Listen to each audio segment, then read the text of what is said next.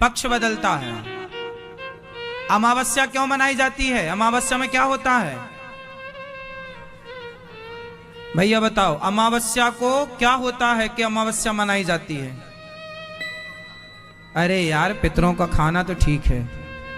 प्रकृति में क्या बदलाव होता है कि अमावस्या? हमारे यहां सब वैज्ञानिक है। प्रकृति में बदलाव से हम लोग तिथि मनाते हैं। बताओ प्रकृति में क्या बदलाव होता है कि अमावस्या मनाई जाती है? हाँ, क्या? चांद पूरा दिखता है, उसे अमावस्या कहते हैं। वाह, ताली बजा लो।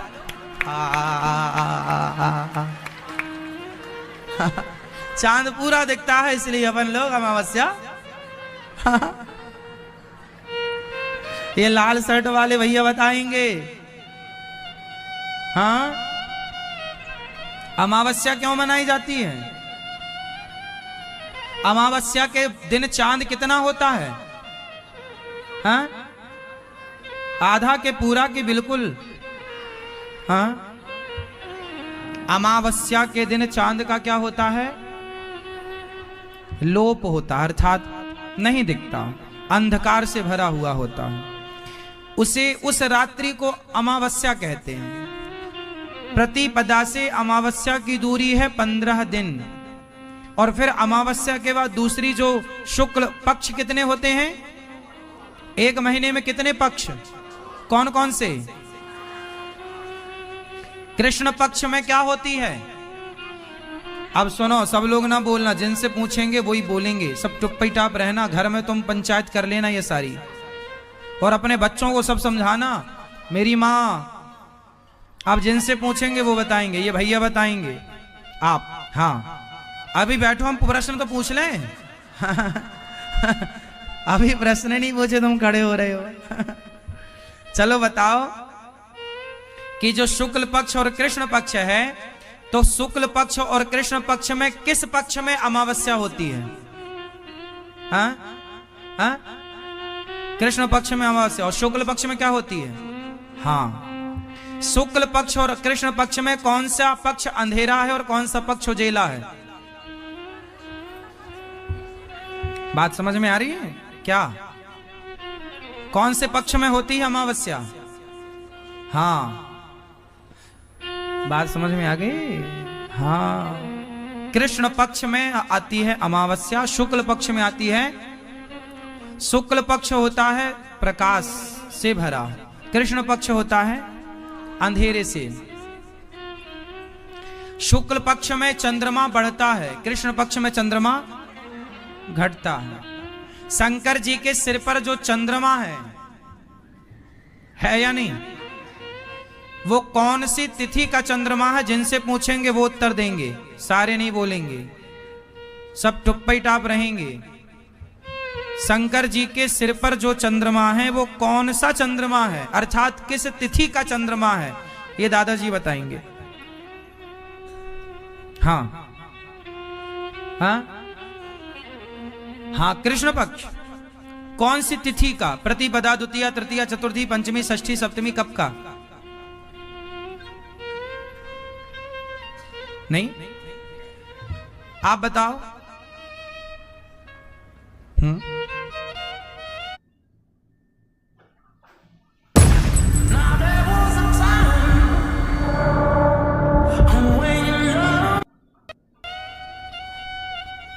अब सब बताओ, अमावस्या कौन बोल रहा है? मैया, क्या खाई हो आज?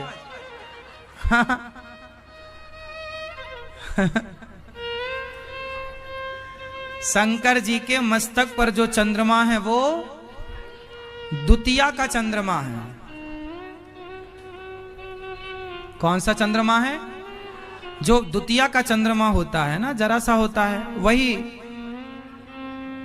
शंकर जी के माथे पर है। शंकर जी के माथे पर चंद्रमा क्यों है? चंद्रमा कितने हैं? एक है तो एक आकाश में है, तो दूसरा शंकर जी के पास। एक बार चंद्रमा नाराज हो गए कि मेरे बिना काम होगा नहीं, तो समुद्र में चले गए। फिर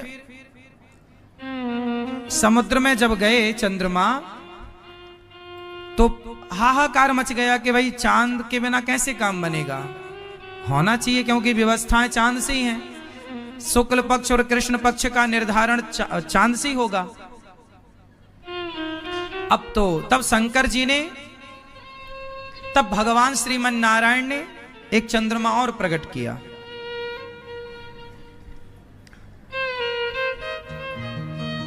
एक चांद और प्रकट किया। अब जब ये चांद प्रकट हो गए तो वो जो गुस्सा होके चांद गया छुट्टी में, उसको लगा मेरे बिना तो काम रुका होगा, तो उसने झांक के देखा तो यहां चांद खिला था। उसने कहा भगवान मेरी तो कुर्सी चली गई। तुरंत दौड़े दौड़े आए चांद, हे प्रभु क्षमा करो क्षमा। अच्छा, जैसे हड़ताल में नहीं चले जाते कर्मचारी, ऐसे चांद एक दिन हड़ताल में चले गए, हम नहीं करेंगे काम, हमारी पगार बढ़ाओ। भगवान बोले जाओ दूसरा बना लेंगे। दूसरे आ गए। अब चांद घबराया, गया भगवान के पास। तो भगवान ने कहा अब तो ये आ गया काम पे, अब तुम जाओ। अब वो बोले मैं कहाँ जाऊं कहाँ जाऊं।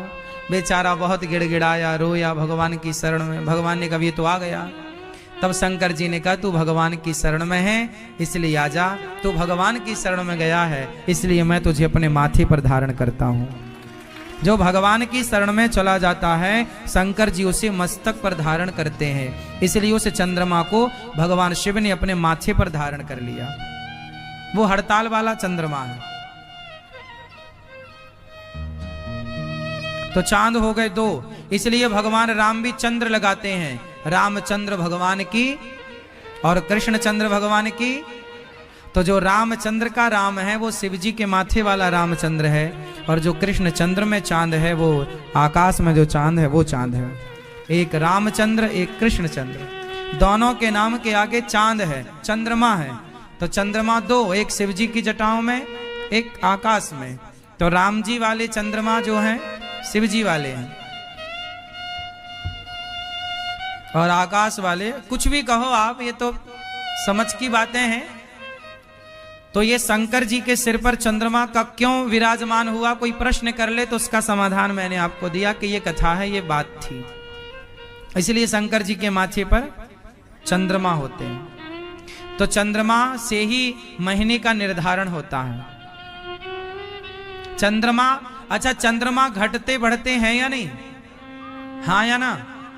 हाँ या ना? हाँ या ना? हाँ या ना? ना, चंद्रमा नहीं घटते बढ़ते, चंद्रमा की कलाएं घटती बढ़ती हैं। चंद्रमा तो वही है। जैसे हमारा शरीर तो घटता बढ़ता है।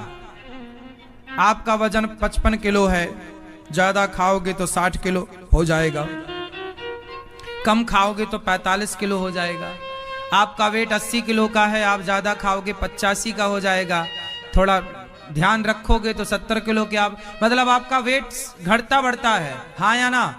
और माइनर तो रोज आपका वजन घटता बढ़ता है। ग्राम में यदि देखा जाए तो आपका रोज वेट हल्का कम ज्यादा होता रहता है। ये बात सही है ना? तो आपका शरीर तो घटता बढ़ता है, लेकिन आपकी आत्मा घटती बढ़ती है। बोलो, जैसे हमारी आत्मा स्थिर है, आत्मा घटती बढ़ती नहीं है, शरीर घटता बढ़ता है। लड़कपन का शरीर अलग, जवानी का अलग, बुढ़ापे का अलग। उसी तरह चंद्रमा की कलाएं घटती बढ़ती हैं, चंद्रमा नहीं घटता बढ़ता। चंद्रमा की कलाएं कितनी होती हैं? चंद्रमा की कितनी कलाएं होती हैं? 16 कलाओं के नाम बताओ। चंद्रमा की कलाएं कितनी? जोर से, सही कह रहे हैं, जोर से बोलो बस। 16 कलाएं, चंद्रमा की कलाएं 16 कलाओं के नाम है। प्रतिपदा, द्वितीया, तृतीया, चतुर्थी, पंचमी, षष्ठी, सप्तमी, अष्टमी, नवमी, दसवीं, एकादशी, द्वादशी, त्रयोदशी, चतुर्दशी और अमावस्या और पूर्णिमा। कितनी हो गई? ये 16 चंद्रमा की कलाएं हैं। ये 16 क्या हैं?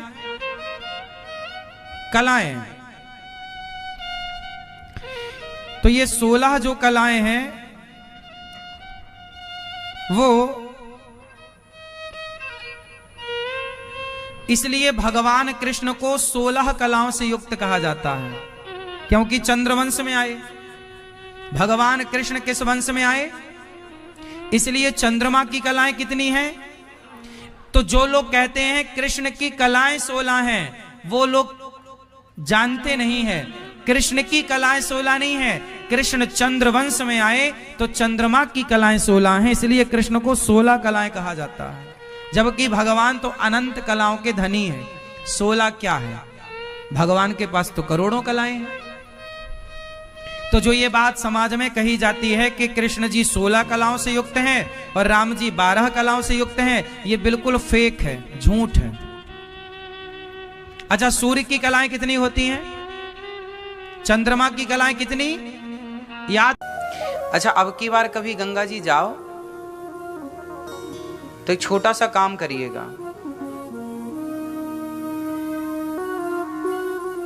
और वो काम ये है कि आप अपने यहां से ना एक सीसी लेना, बोतल खाली, और उसमें अपने घर के आसपास का गंदा पानी भरना सीसी में और ढक्कन लगा के। साथ में गंगा जी जब जाओ तो लेकर जाना, और फिर गंगा जी जब पहुंच जाओ तो सीसी को गंगा जी में डालना, और घंटे 2-4 घंटे या 2-4 दिन तक पड़ी रहने देना। और जब वापस आप आए तो सीसी को निकाल कर ले आए और फिर यहाँ लाकर ढक्कन खोल के सबको पिलाओ, भैया पियो गंगा जल। कोई पिएगा? क्यों मैया, क्यों नहीं पिएगा? क्योंकि उसमें गंदा पानी भरा महाराज जी। अच्छा, तो वो गंगा में डूब गई, 2-3 दिन तक डूबी रही, तो शुद्ध नहीं हुई क्या? क्यों नहीं हुई बताओ? क्यों नहीं हुई? गंगा में तो डूबी रही वो। जब वो सीसी गंगा में डूबी रहने से शुद्ध नहीं हो सकती, तो आप लोग भी गंगा में डुबकी लगा के शुद्ध कैसे हो गए?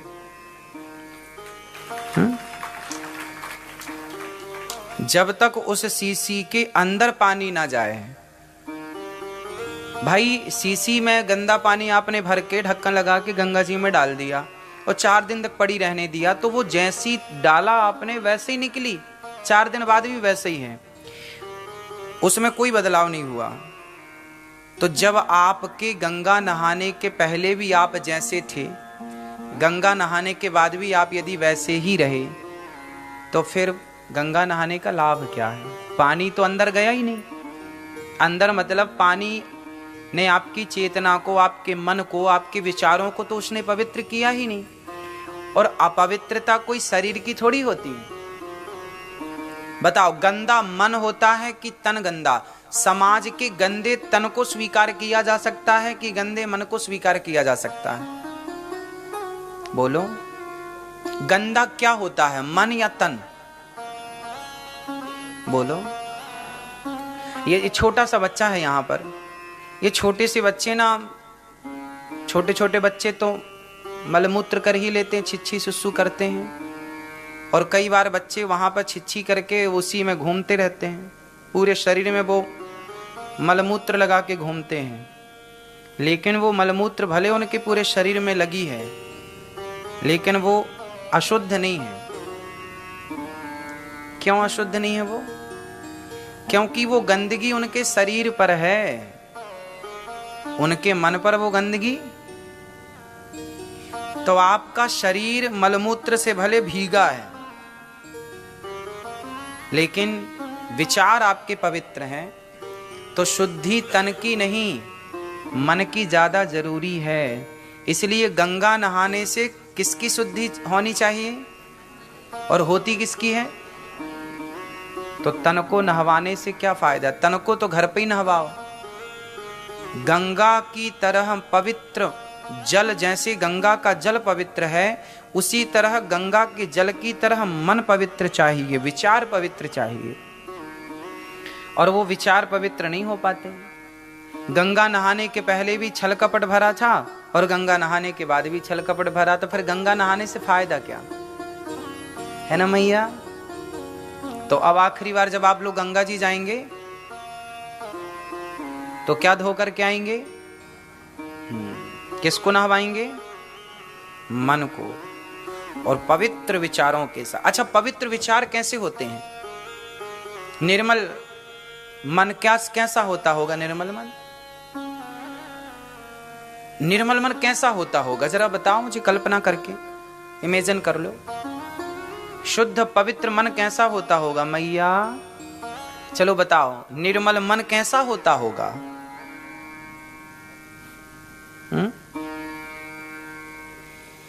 पवित्र मन जिसका हो गया ना, समझो, जिसका मन पवित्र हो गया उसे भगवान के पास नहीं जाना पड़ता, है ना। शबरी भगवान के पास नहीं गई, भगवान स्वयं शबरी के पास आए। अच्छा एक बात बताओ, दर्पण में आपका चित्र दिखाई पड़ता है ना? दिखता? यदि दर्पण में धूल लग जाए बहुत सारी, तो क्या आपका चित्र दिखाई पड़ेगा? बोलो नहीं। इसमें दर्पण में कोई कमी है क्या? दर्पण में कोई कमी नहीं है। हमारे यहां हनुमान चालीसा में पहला दोहा क्या बोलते हैं? श्री गुरु चरण सरोज रज निज मन मुकुर। क्या होता है आपको पता ना? श्री गुरु चरण सरोज रज निज मन मुकुर। ये मुकुर क्या है? मुकुर मतलब दर्पण। निज मन मुकुर, हाँ सुधारी। इसका अर्थ है, बस एक अक्षर समझ लो तो पूरा दोहा समझ में आ जाएगा। श्री गुरु चरण सरोज रज निज मन मुकुर। तो ये जो मन का जो दर्पण है, इसमें धूल जमी है। यदि ये धूल हट जाए, मतलब आपका जो मन रूपी दर्पण है उसकी यदि अज्ञान की धूल हट जाए और मन शुद्ध हो जाए, तो जैसे दर्पण साफ होते ही आपका चित्र अपने आप उसमें प्रकट हो जाएगा, उसी तरह जिस दिन मन पवित्र हो गया उस दिन भगवान मन मंदिर में अपने आप प्रकट हो जाएंगे। कहीं बाहर से लाना नहीं पड़ेगा। अभी कमी है कि हम अपने मन के दर्पण को साफ नहीं कर पाए, और पूरी जिम्मेदारी आपकी है कि आप साफ सफाई करें, निर्मल करें अपने मन को। लेकिन आप मन को पवित्र नहीं कर पाते, इसलिए तो कहा जो मन की मैल न धोई गंगा गया तो क्या हुआ। तो आज से आप लोग अपने में काम करेंगे, थोड़ा अपने को टाइम दीजिए और अपने मन को क्लियर कीजिए। आज भगवान से दूर कोई नहीं है।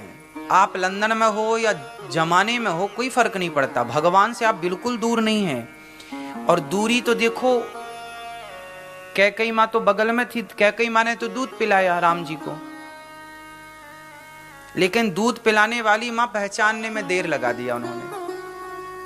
दुर्योधन ने तो कई बार राम जी को, कृष्ण जी को देखा, पहचान नहीं पाया। ना पहचानने वाला तो पास में रहकर भी नहीं पहचान पाया, और पहचानने वाली शबरी जंगल में रहकर के भी राम को पहचान गई, और ना पहचानने वाली कैकई बगल में रहकर भी ना पहचान पाई। हाँ या ना? तो जरूरी नहीं है कि आप दूर हैं ना। ये मन मायने रखता है। ये मन पवित्र हो तो श्री गुरु चरण सरोज रज निज मन मुकुर सुधारी। और वर्णऊ यदि पवित्र हो गया तो वर्णऊ रघुवर बिमल जसु जो दायक फल चारी। जो 4 फल देने वाले हैं। 4 फल कौन कौन से हैं? केला, अंगूर, पपीता। 4 फल कौन कौन से हैं? श्री गुरु चरण सरोज रज निजमन मुकुर सुधारी, वर्णऊ रघुवर बिमल जसु जो दायक फल चारी। 4 आप लोग सबको हनुमान चालीसा याद है। बताओ ये 4 फल कौन कौन से हैं? बल बुद्धि विद्या देहु मोहि हरहु कलेश विकार।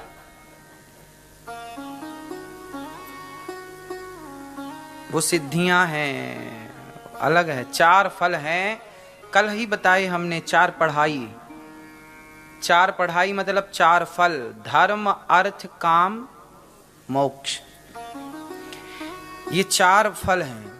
जो गुरु की शरण में है, जो चित्त को निर्मल कर चुका है, उसे चारों प्राप्त होंगी। और आदमी 4 के लिए भाग रहा है। या तो आदमी धर्म के लिए भाग रहा है, या तो अर्थ के लिए भाग रहा है, या तो काम के लिए भाग रहा है, या तो मोक्ष के लिए भाग रहा है। पांचवी भाग क्या है? 5वीं दौड़ क्या है? कोई नहीं। या तो धर्म की दौड़, या तो अर्थ की दौड़, या तो काम की दौड़, या तो मोक्ष की दौड़। 5वीं कोई दौड़ ही नहीं है। ये 4 हैं फल, और ये चारों मिल जाएंगे। आपको इनके पीछे दौड़ना नहीं, ये चारों आपके पास दौड़ते दौड़ते आएंगे। कब? जब आप भगवान की। हनुमान जी कहाँ है? राम द्वारे तुम रखवारे, होत न आज्ञा। हाँ, हनुमान जी के पास क्या क्या है? अष्ट सिद्धि नव निधि के दाताड़िमा महिमा लगिमा गरिमा। हनुमान जी के पास सब कुछ है, लेकिन वो हनुमान जी सारी सिद्धियों को छोड़कर, सब छोड़कर राम जी की शरण में है। जो राम की शरण में है, सिद्धियां उनकी शरण में हैं। तो 4 चीजें हैं। जिसका चित्त निर्मल, मन निर्मल, उसके पीछे सब कुछ है।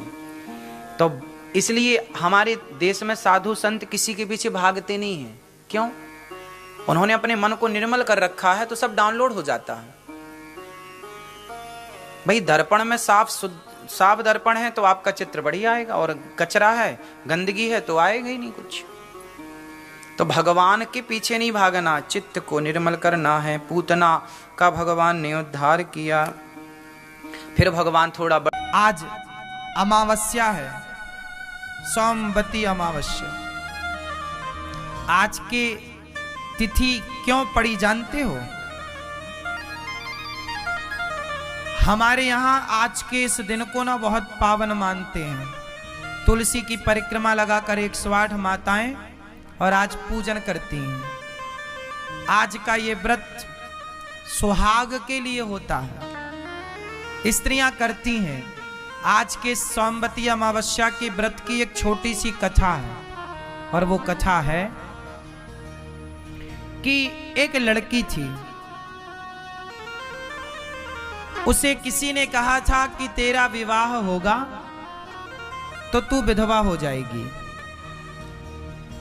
विवाह होते ही तू विधवा हो जाएगी, तेरे भाग्य में वैधव्य योग लिखा है। इस डर से बेचारी वो लड़की विवाह ही नहीं करती थी। तो उस लड़की ने किसी संत से पूछा, दिव्य संत से, कि बताओ महाराज, मैं विवाह करूं तो मैं विधवा हो जाऊंगी, इसका कोई उपाय नहीं है? बोले तेरे गांव में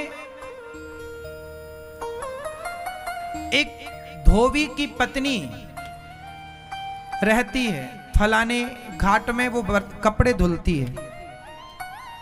धोबी की पत्नी, धोबी का काम कपड़ा धुलने का, तो पत्नी भी कपड़ा धुल रही है। तो वो जो धोबी की पत्नी है, यदि वो तुझे अपना सुहाग दे दे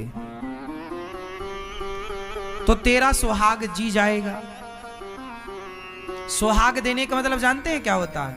क्या होता है? सुहाग का मतलब पति नहीं, माथे का सिंदूर।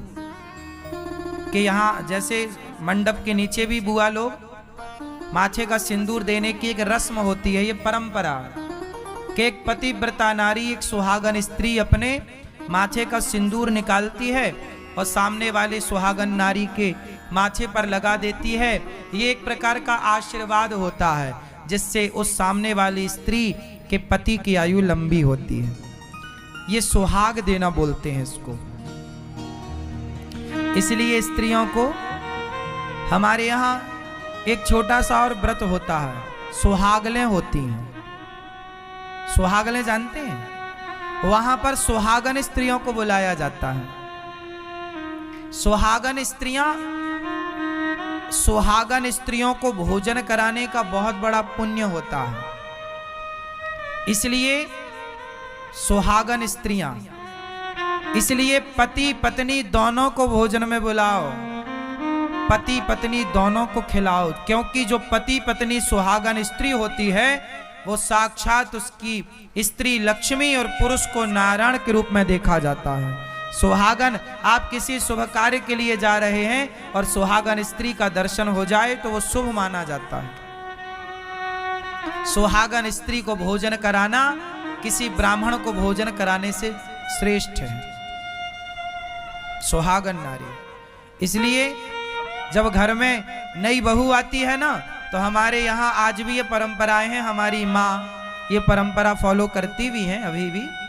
हमारे यहाँ जब विवाह इत्यादि होता है तो गांव की 11 सुहागन स्त्रियों को बुलाते हैं, 11, 21, 51, 101, जो जिसकी क्षमता है, और सभी सुहागन नारियों को बुलाकर उन्हें श्रृंगार का सामान देकर, उनके पांव में माहौर लगाकर, उन्हें उनके सभी मांग में सिंदूर लगाकर और उन्हें मीठा भोजन कराया जाता है। क्या कराया जाता है? मीठा प्रसाद, मीठा विशेष होता है उसमें,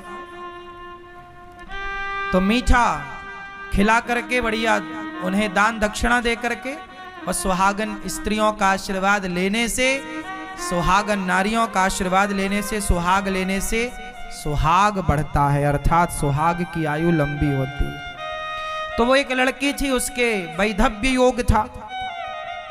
तो किसी ने, संत ने बताया कि जो तुम्हारे गांव में जो धोबी की पत्नी है वो बहुत अच्छी नारी है, पतिव्रता है, तुम उसके जाओ, उससे सुहाग लो। सुहाग लो मतलब माथे का सिंदूर लो, वो अपने माथे का सिंदूर निकाल के तुम्हारे मांग में भरेगी, जाओ। अब उसने जाकर बोला कि बहन, वो संत जी ने ऐसा बताया है, अब बताओ मैं विवाह करती हूं तो मेरा पति मर जाएगा, अब क्या करूं? तो क्या आप मुझे अपना सुहाग दोगी? हाँ हाँ। अब उस लड़की ने विवाह किया, और जैसे ही विवाह किया उसकी भांवर पड़ी, विवाह की रस्म पूरी हुई कि उसके वैधव्य योग था, उसका पति वहीं मर गया। और जैसे ही मरा तो फिर वो धोबी की पत्नी को बुलाया गया और उसने अपना सुहाग जब दिया तो उसका पति जीवित हो गया। जब जीवित हुआ तो उसका पति तो जीवित हो गया, पर दुर्भाग्य से उसका पति धोबी की मृत्यु हो गई। इसका तो जीवित हो गया पर उसका खुद का पति सिधार गया। अब वो लगी रोने, अब क्या करें? तब एक संत ने बताया कि तूने दूसरे के सुहाग को जिलाया है तो सोमवती महारानी तेरे सुहाग को जिलाएंगी। तो वो आज के दिन का व्रत बताया कि तुम सोमवती अमावस्या, अमावस्या जब सोमवार को आए तो सोमवती अमावस्या कहलाती है। इस दिन जब ये अमावस्या आए तो इस अमावस्या में तुम स्नान करके तीर्थों में, और फिर इस अमावस्या को तुलसी की पूजा करना।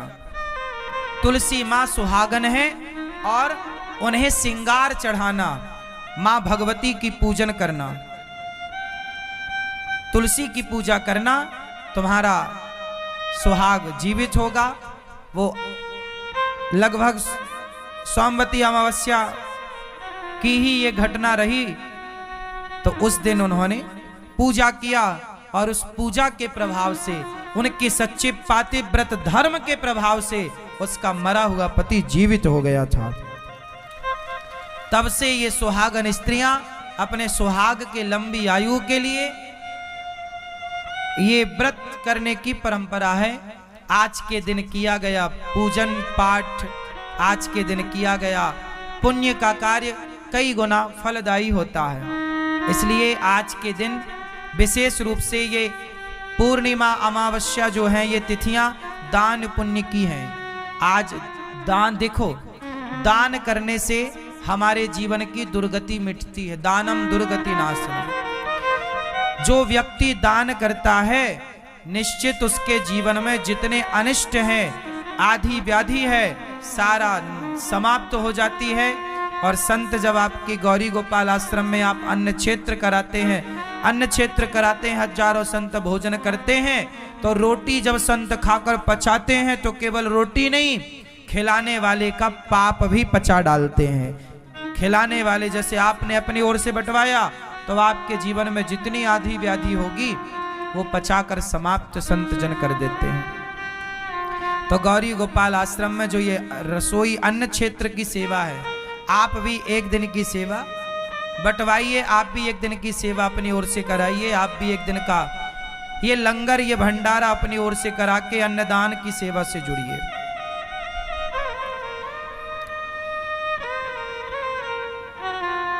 आज के दिन तुलसी में दीपक जलाना चाहिए, तुलसी के पास। आज के दिन पीपल के पास दीपक जलाना चाहिए। आज के दिन पीपल और तुलसी में दीपक जलाने से घर में सदा सुख शांति लक्ष्मी का वास होता है और कुल का दीपक सदा यूं ही जलता रहता है। तो आज की तिथि विशेष है, तो आप भी गौरी गोपाल रसोई जो अखंड भोजन की सेवा चलती है, हजारों भक्त आते हैं, गौरी गोपाल भगवान की कृपा से पाते हैं। आप भी इस रसोई में प्रसाद कितने लोगों ने प्राप्त किया है, तो आप भी औरों को बताइए कि वो भी इस सेवा से जुड़ें और आप भी इन सेवाओं से जुड़कर अपने धन धान्य को पावन कर सकते हैं।